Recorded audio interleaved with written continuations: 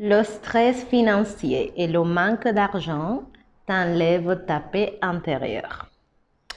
Soyez les bienvenus sur Yoga Libre. Je suis Liliette, ta coach yoga. Je t'aide à retrouver l'équilibre dans ton corps, dans ta tête, dans ton esprit et aujourd'hui aussi un petit peu dans ton portefeuille. Donc, on va parler d'un sujet que moi j'adore, c'est l'argent. C'est une énergie extraordinaire et beaucoup d'entre nous ne savons pas comment gérer cette énergie. Et donc, on est pris par des soucis financiers, par un stress d'arriver à la fin du mois, par cette insécurité que le manque d'argent peut générer à l'intérieur de nous, qui crée toute cette anxiété, toute cette détresse, toute cette nervosité, alors qu'il y a forcément des solutions qui nous échappent et qui peuvent nous aider à vivre beaucoup plus sereinement et avec aussi une relation différente avec l'argent. Parce que malgré que de façon consciente, on veut tous de l'abondance financière, on veut tous vivre une vie voilà, épanouie matériellement, etc. Mais est-ce que nous sommes prêts à faire quelques sacrifices, à faire aussi quelques changements, à prendre conscience de certaines choses qui sont en train de nous limiter et de nous empêcher de connecter avec cette énergie qui est extraordinaire parce qu'il faut dire ce qui est. Certes, l'argent ne te donne pas le bonheur, mais il y contribue énormément. Il t'aide vraiment à accéder, à pouvoir faire toutes ces choses que tu as envie de faire. Et donc, c'est important que dans notre vie, pour être toujours relax, tranquille dans notre tête, l'argent, les stabilités financières ne soient plus quelque chose d'inaccessible, de compliqué, qu'on transmet de génération en génération. Donc, moi, je m'intéresse énormément à l'argent. Je trouve que c'est quelque chose de très spirituel. C'est pour ça que j'essaye de comprendre un petit peu comment il marche. Et comme toi, j'étais avant, quelque part, toujours dans ce stress financier qui, mine de rien, m'empêchait de vivre d'une façon beaucoup plus épanouie. Jusqu'à que je me suis posé quelques questions, comme ça, comme d'habitude. J'ai arrêté de fuir, en fait, cette énergie de l'argent, souvent avec nos fausses croyances, notre mentalité qu'on a acquis depuis notre enfance. On se limite et on fait comme une espèce de répulsion à l'abondance. Tu es d'accord avec moi que tu es venu dans ce monde-là complètement vierge par rapport à des idées concernant l'argent. Notre relation et tout ce qu'on peut penser de l'argent, ça a été acquis et développé souvent durant notre enfance par le fait d'observer la relation qu'avaient nos parents ou notre famille par rapport à l'argent, par rapport aussi à les choses qu'on écoutait en étant petit par rapport à l'argent. Et souvent, on néglige toutes ces croyances qui sont ancrées dans notre subconscient et qui nous empêchent aujourd'hui, en étant adultes, de pouvoir connecter avec cette énergie. Et donc aujourd'hui, je vais parler d'une fausse croyance, en fait, quelque part, que je le vois très souvent avec des gens qui m'entourent, que c'est le fait que tu te dis que si tu gagnes plus d'argent, bah, tu vas en avoir plus. Et donc, c'est quelque chose de assez répandu. Tu te dis, OK, plus je génère de l'argent, forcément, plus je vais en avoir. Mais ce n'est pas tout à fait exact. Pourquoi? Parce que il y a quelque chose que beaucoup de personnes ne font pas, que c'est établir un état des lieux de leurs finances. Ça, dans le monde financier, ça s'appelle un état financier. en espagnol, un estado financiero. Moi, quand j'ai commencé dans ce monde de la bourse et du trading, j'étais fâchée avec l'argent, en fait, par rapport à des problématiques que j'ai ramenées de mon enfance à Cuba, de la relation qu'avaient mes parents par rapport à l'argent, des choses qui sont ancrées aussi au niveau de la culture. Aussi, c'est très important. On grandit tous en écoutant, ben voilà, l'argent est peut-être dur à gagner, difficile, il faut travailler beaucoup pour avoir de l'argent. Forcément, si tu as de l'argent, c'est que tu as fait quelque chose qui n'était pas bien. L'argent ne tombe pas du ciel, l'argent ne pousse pas dans les arbres. Voilà, toutes ces phrases-là qu'on prononce et qu'on a entendues, ça laisse une empreinte quand même à l'intérieur de nous, mine de rien. Et peut-être tu es de cette idée que ton état financier aujourd'hui, pour que tu sois plus stressé à la fin, à la moitié, même en début du mois, c'est que tu te dis, ah, si je gagne plus d'argent, forcément, je vais en avoir plus. Sauf que ce n'est pas la réalité. Parce que le problème, c'est que tu es un mauvais administrateur de ta richesse. Et donc, tout ce que tu fais, tout ce que tu arrives à rentrer, tu as comme une espèce de trou par lequel, de la même façon que ça rentre, ça s'en va, en fait. Et du moment que tu ne te concentres pas à d'abord colmater ce trou pour quelque part garder, accumuler, pouvoir grandir ton patrimoine en quelque sorte, bah, tu es en train de travailler pour rien, en fait. Beaucoup de personnes se disent, ok, je vais travailler plus, je vais passer plus d'heures à travailler, mais l'argent ne suit pas les mêmes lois logiques qu'on pourrait penser. Il a son énergie propre, ses lois qui lui sont propres. Et plus rapidement tu les comprends, mieux tu établis une relation avec l'argent. Moi, par exemple, je l'ai vu avec mon frère qui est souvent sans un sou, je ne sais pas pourquoi, tu vois, malgré qu'il arrive à générer de l'argent, même plus de ce que moi je génère, il n'a jamais. Voilà, c'est de la même façon que ça rentre, de la même façon ça s'en va. Pourquoi? Parce qu'il n'arrive pas à administrer correctement son argent. Et je vais partager quelque chose avec toi car moi, ça m'a aidé à reprendre le contrôle de mes finances pour éviter tout ce stress qui ne fait que t'enlever ta paix intérieure. Et tu sais que moi, pour moi, c'est la priorité. Rien ne peut m'enlever ma paix intérieure. Donc, il y a des choses à faire. Il y a des choses à voir. Et la première chose à faire, c'est établir un état financier. Parce que si tu penses qu'en travaillant plus ou en gagnant plus, tu vas forcément avoir plus, laisse-moi te dire que tu te trompes. Il y a beaucoup de personnes qui ont comment on dit, ingresso en français, je ne sais pas comment on dit le mot. Tu sais, il y a des gens qui génèrent énormément d'argent et forcément à la fin, et après à la fin du mois, ils sont presque dans le tout nus quand ils ont commencé. Pourquoi? Parce qu'ils ne s'arrivent pas à retenir. En fait, il faut quelque part devenir un rétenteur de l'argent. Parce que si tu as, imagine-toi que tu as de l'eau qui coule. Si tu as une tuyauterie qui est pleine de trous, qu'est-ce qui se passe?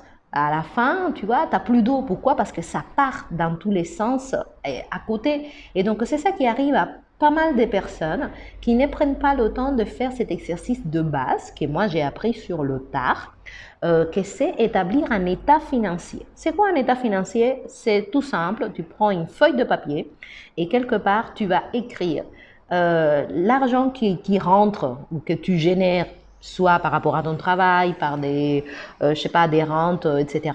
Tu vas mettre ce montant-là d'un côté de la feuille et de l'autre côté, tu vas écrire toutes tes dépenses.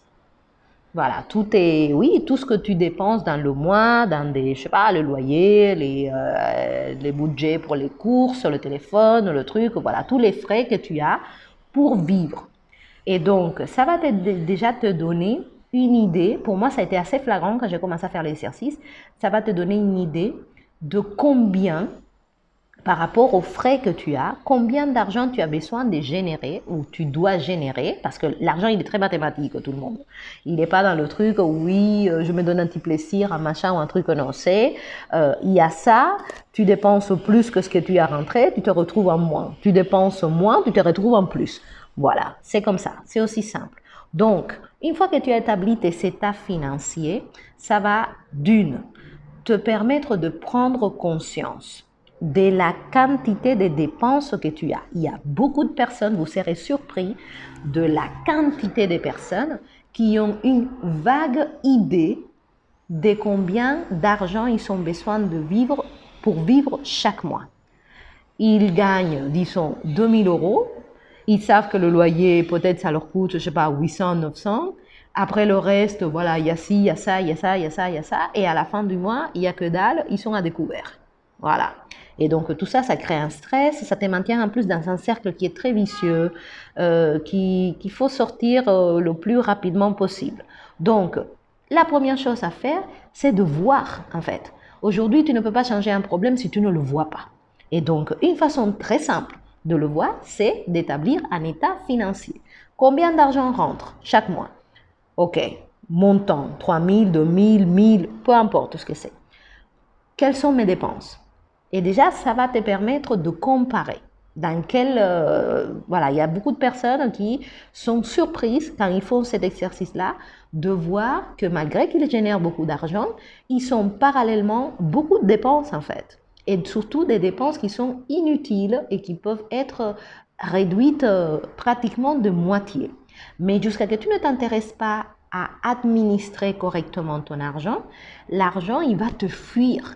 Il ne va pas venir à toi. Pourquoi? Parce que tout simplement, tu ne sais pas le garder. Voilà. Et donc, tu penses que tu vas devoir travailler plus, mais jusqu'à quel moment tu vas travailler plus aussi? Parce que peut-être aujourd'hui, tu es jeune, etc., mais les années y passent. Et donc, le pouvoir de générer de l'argent que tu as aujourd'hui ne sera pas peut-être le même que dans 10 ans, que dans 15 ans, que dans 20 ans. Donc, c'est un changement de mentalité qu'il faut opérer. Je me suis adonnée à cet exercice parce que je me suis dit, OK, il faut que je veux de l'argent, je veux avoir ce pouvoir d'agir qui me donne l'argent, de pouvoir aider, de pouvoir me faire plaisir. Donc, il faut que je sache, il faut que je sois face à la réalité. Combien j'ai entre voilà, les personnes qui habitent chez toi, voilà, il y a ça, combien il y a des frais. Et ça, déjà, ça va te permettre de voir si tu vis au-dessus de tes moyens ou si tu gères très mal tes ressources.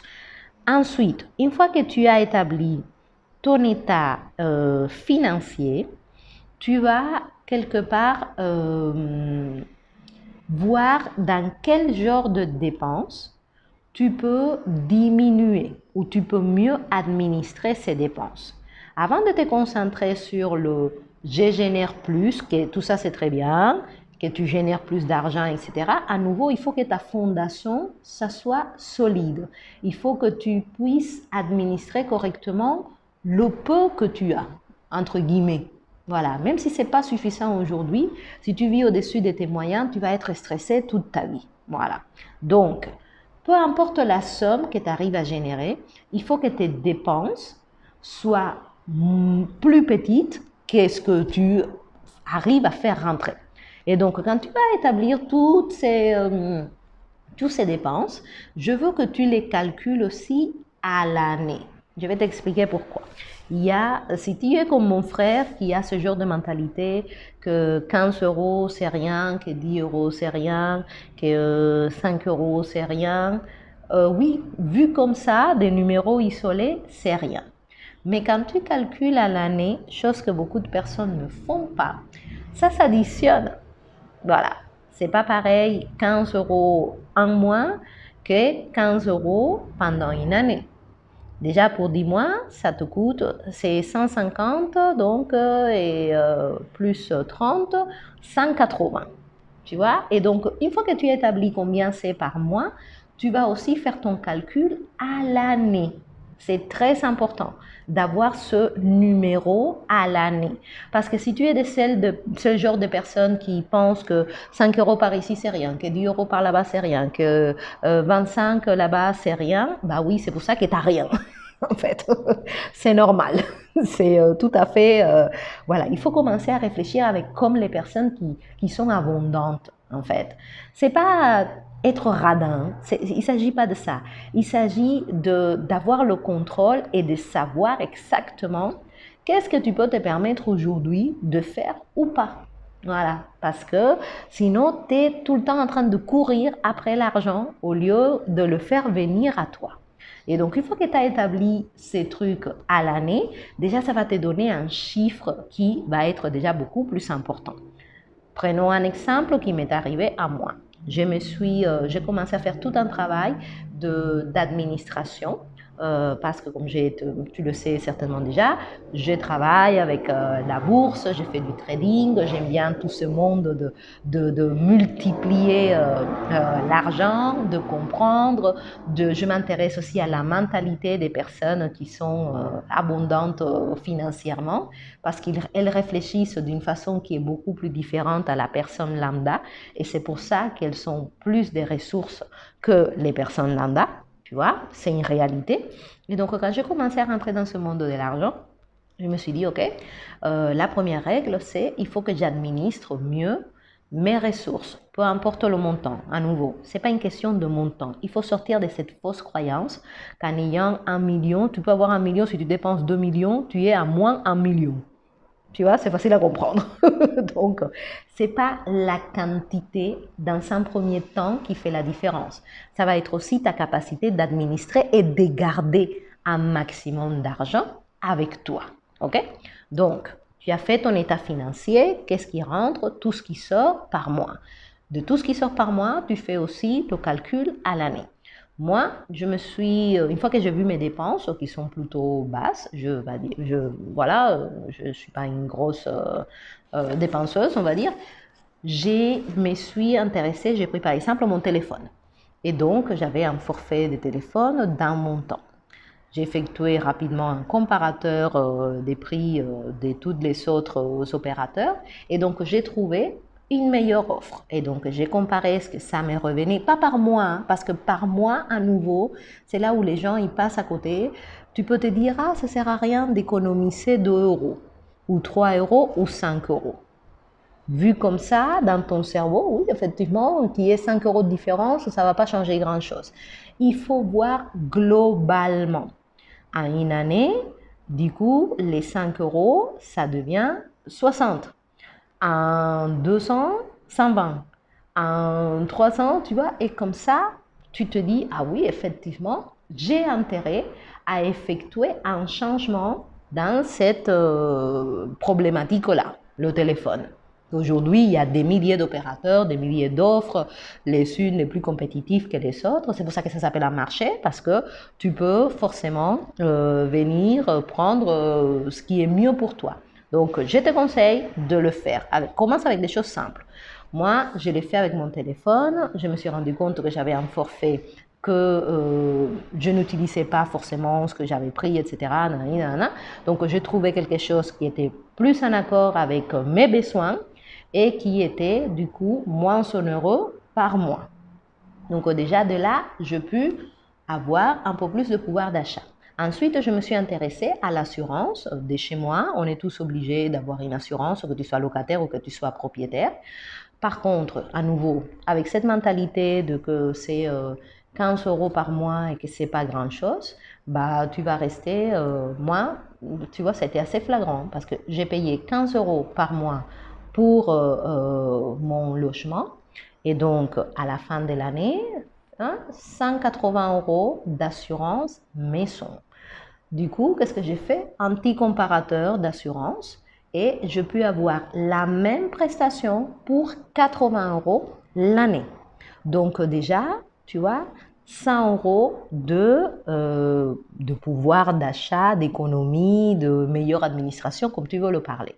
Tu vois, donc du coup, rebelote, j'ai effectué les changements et du coup, je me suis dit pourquoi je vais continuer à payer quelque chose plus cher alors que je peux avoir exactement le même service, les mêmes prestations avec un prix beaucoup plus inférieur. Une autre astuce aussi, que beaucoup de gens aussi passent à côté, c'est que quand tu fais ces comparateurs, on te donne un prix à l'année et un prix par mois. Et donc, il faut aller au-delà de cette analyse de que par mois, ça me coûte 7 et à l'année, ça me coûte, je ne sais pas, 80. Tu te dis, ah oui, non, mais je vais payer par mois. Sauf que, à nouveau, quand tu réfléchis par mois, à la fin, tu es perdant. Donc, vaut mieux sortir une quantité qui, entre guillemets, peut paraître plus importante, mais qui va te faire économiser de l'argent. En fait, le garder pour toi. Moi, j'étais très contente quand j'ai vu que j'ai divisé, tu vois, de 180 passer à 80, ça fait plus de la moitié. Tu vois, et là, tout de suite, quand j'ai commencé à réfléchir comme ça, mon cerveau, il s'est ouvert. Je dis, ah oui, effectivement, voilà, j'ai gagné la moitié de ce que j'étais en train de dépenser. Et je suis toujours assurée avec les mêmes prestations, les machins, les trucs. Tu vois, donc, réfléchis plutôt globalement. Parce que, à nouveau, si tu es comme mon frère, qu'à chaque fois que je lui dis, mais fais ci, fais ça, non, mais ça c'est rien, non, mais c'est 5 euros, non, mais c'est 10 euros, mais oui, mais c'est pour ça qu'à la fin, tu es à moins 0.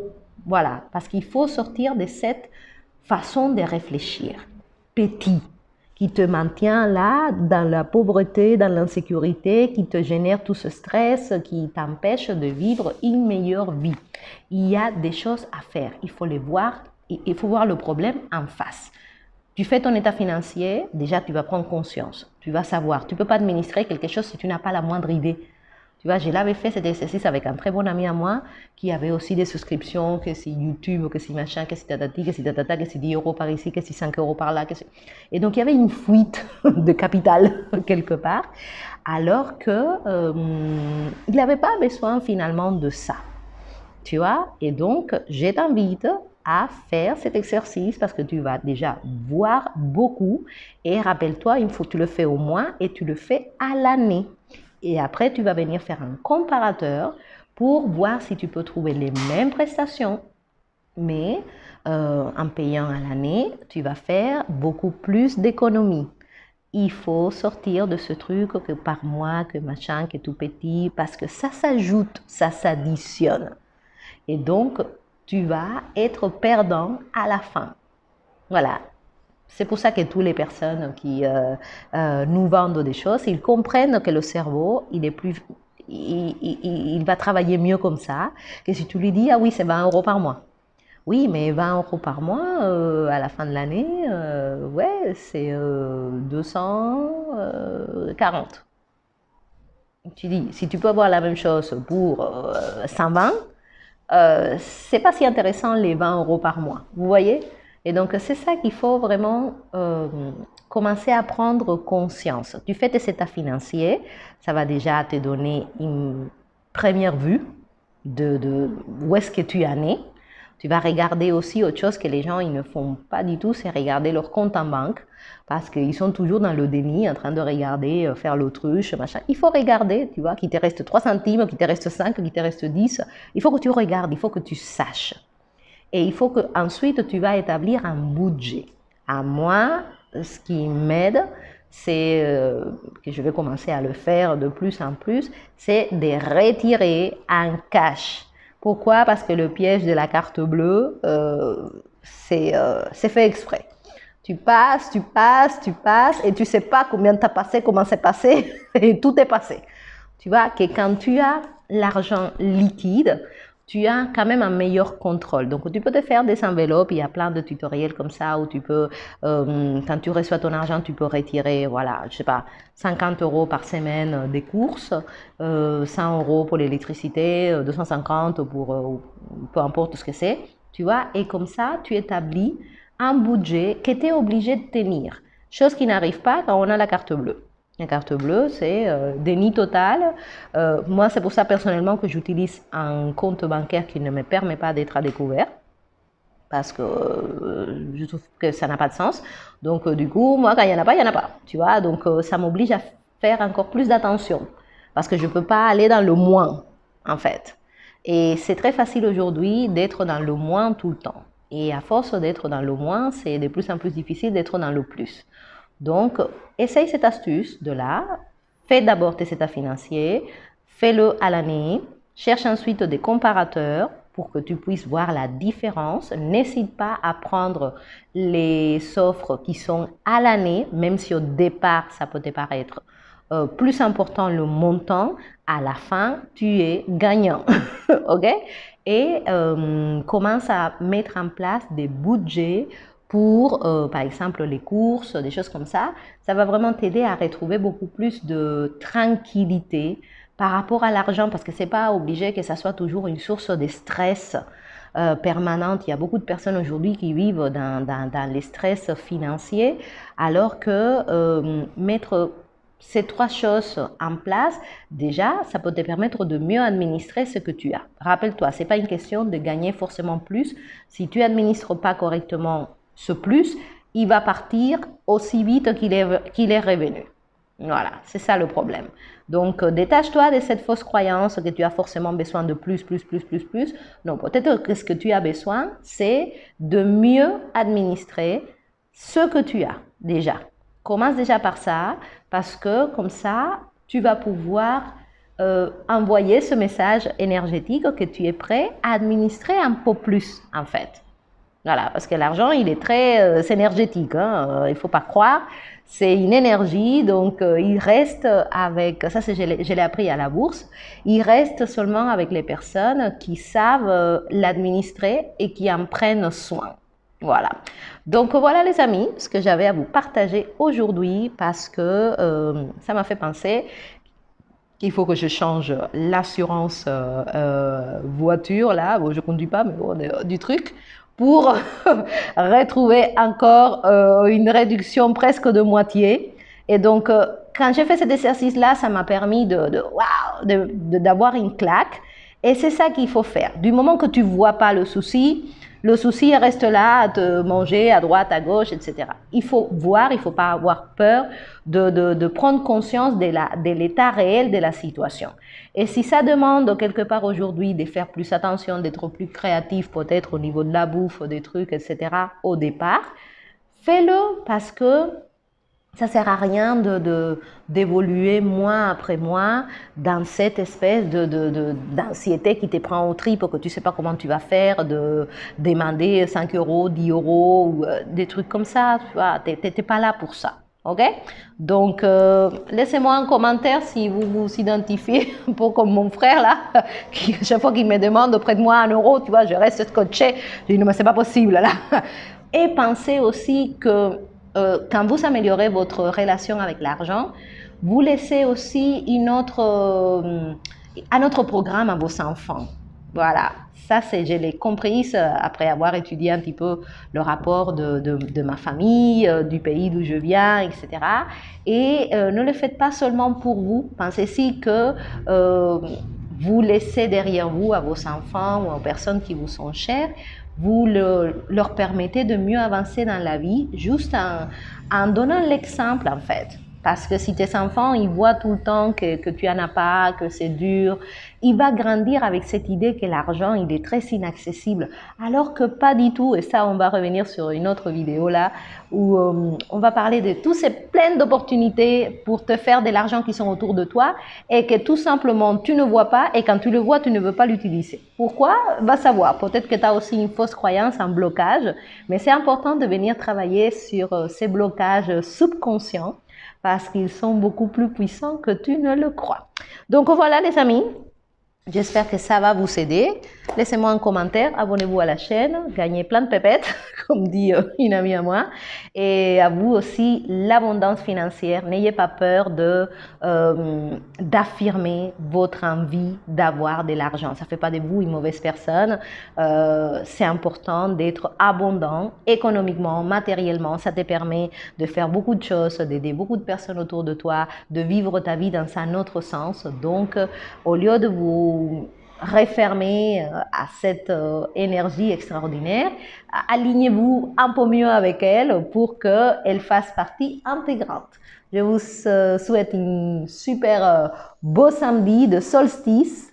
Voilà, 21 juin, l'été qui démarre officiellement. Donc, mangez un peu moins de glace. Ils sont vachement plus chers en ce moment. Et économiser, c'est pas économiser, administrer. Moi, je préfère ça. Le mot. Parce que économiser, on a tendance, quand tu l'entends, à te rétrécir mentalement. Moi, je préfère dire administrer mieux et vous allez voir que déjà en faisant ces 3 petites choses, tu vas récupérer quand même, tu vas être surpris de l'exercice. Donc raconte-moi si vous le ferez, là en commentaire, si vous l'avez fait, si vous ne trouvez pas de solution, voir si, parce que moi je suis assez, je vous partagerai une autre astuce la prochaine vidéo. Où tu vas rester, ah, ça existe, ah, comment, voilà. Mais déjà, fais tes états financiers, deviens un bon administrateur de tes ressources à toi, administre petit pour pouvoir administrer plus grand et arrête d'avoir tous ces trous et que tout part à droite et à gauche parce que tu as cette mentalité que c'est rien, que c'est que 10 euros, que 5 euros, que machin, oui, mais à la fin, tout ça, ça s'additionne. Et à la semaine, ça fait tant, au mois, ça fait tant, à l'année, ça fait tant. Ok? Donc, pensez un peu plus grand, ouvrez votre pensée et vous allez voir que le changement s'impose tout simplement pour que tu vives mieux. Gros bisous, à très bientôt, bye bye.